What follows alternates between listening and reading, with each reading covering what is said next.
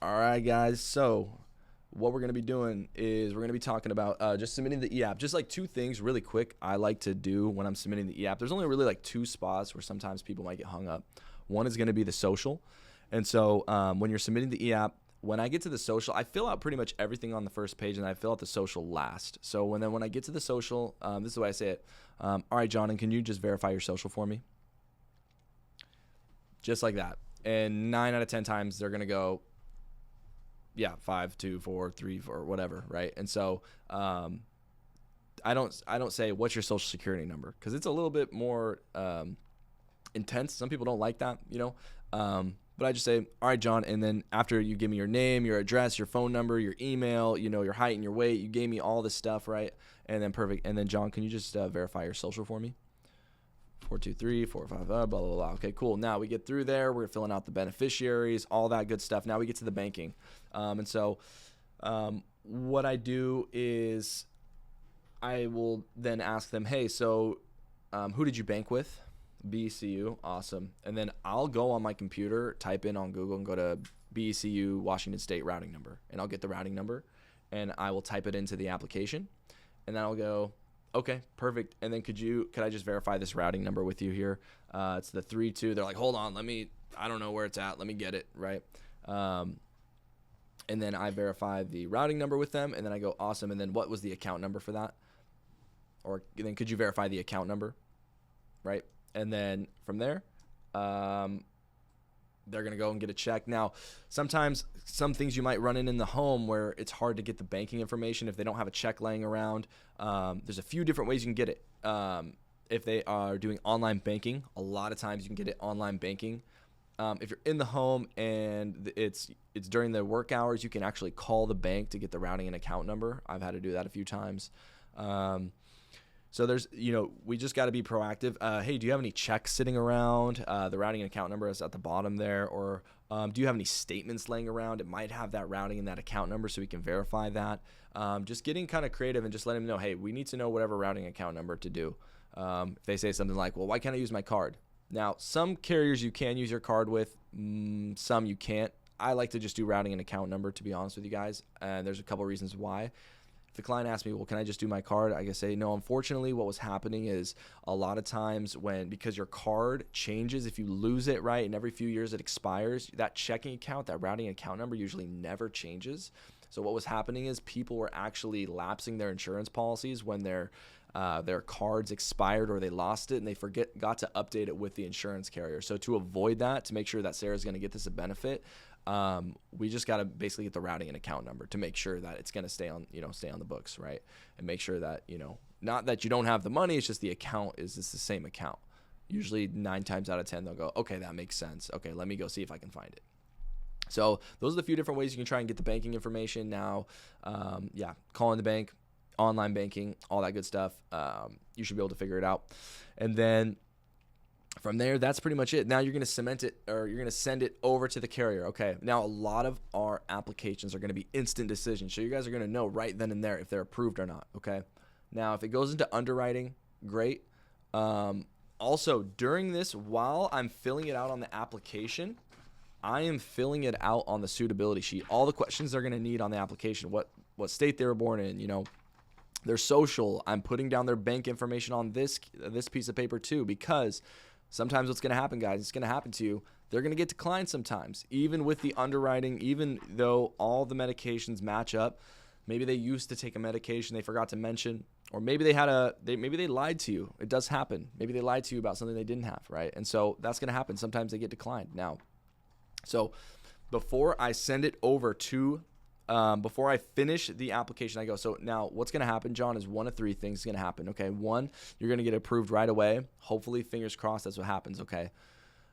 Also, what could happen, right? Number 2 is that it's going to go into underwriting. Totally common, super normal. It's going to take like 2 to 3 business days, and they'll let us know if you're approved, right? Then the third thing is they might just say that you are ineligible for the plan at this time. Okay. Now, for whatever reason, if you are ineligible for whatever reason, like I said, I work with all these different carriers. It's really not that big of a deal. We can just make sure that we're going to put you with the next best one. Okay.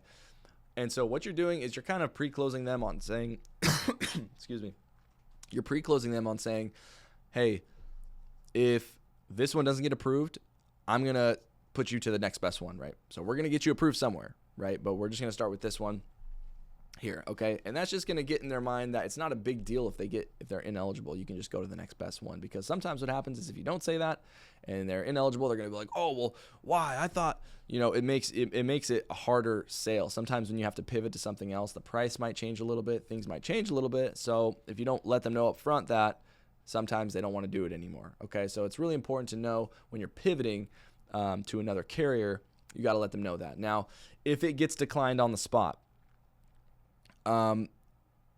personally, what I'm going to try and do is I'm going to try to go to the next best one and call your manager, right? Is what you should do. Okay. Now, sometimes if you have to leave the home, right, for whatever reason, I just tell them, okay, it went into underwriting 2 to 3 business days. They're going to let us know. You're going to have all the information on here already.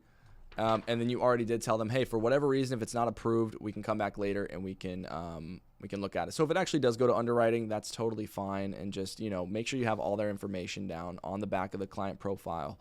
And then if it does get declined, like I said, I think you should try and call your manager and stay there and try to figure out the next best option. It's going to be your best bet. Now, if you do have to leave, like I said, just tell them that it went into underwriting. In the next 2 to 3 business days, we'll let them know what the next steps are, right? And then we can call them back 2 or 3 days later, and we can just basically pivot to another plan. Hopefully, we can get them something right around the same price and cost, which most of the time we can. And then so now, let's say we sent it over, we get them approved. As soon as we get them approved, congratulations, John. Looks like we got you eligible for the coverage. I'm congratulating them. This is a very big deal. Not everybody gets approved for these plans. So congratulations, John. Everything looks really good on our end.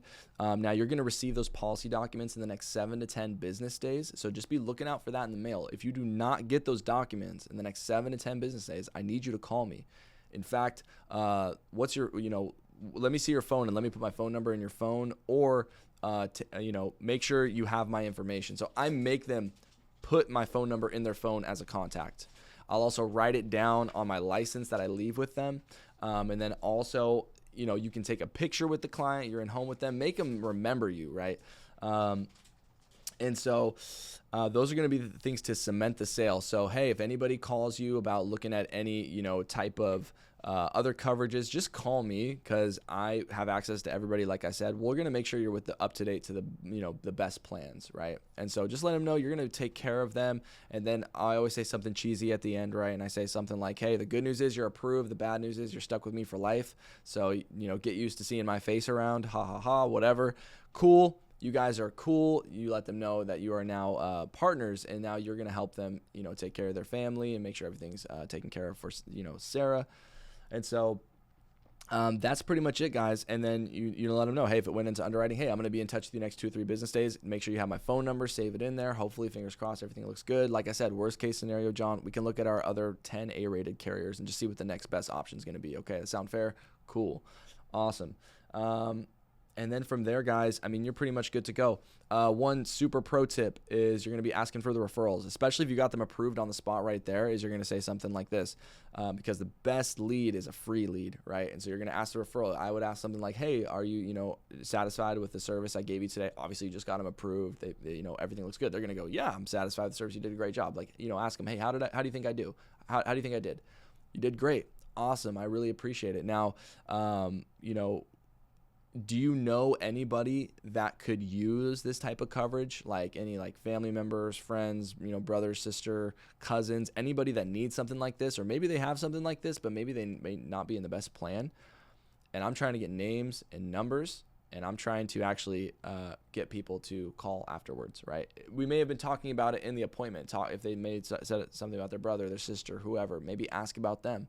And what I'm trying to do is I'm trying to get their names and numbers at that exact moment. It'd be like, okay, hey, write it down. Could you write down their information? I'll reach out to them. If you could just shoot them a text or give them a call, let them know that I helped you out and got you approved. I'm a local broker, and then I'll be reaching out to them to see if we can find any better options for them. And that's going to be pretty much it, guys. Don't be afraid to ask for their referral, especially you got them approved for what they wanted.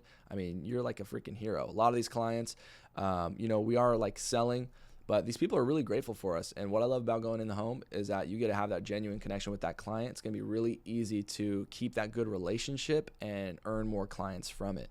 If they go to a local event like a church or anything, get involved with their community to try and figure out how to help them. Really genuinely figure out how you can help them, and you will get a ton of clients along the way, guys. So that's pretty much everything from me here.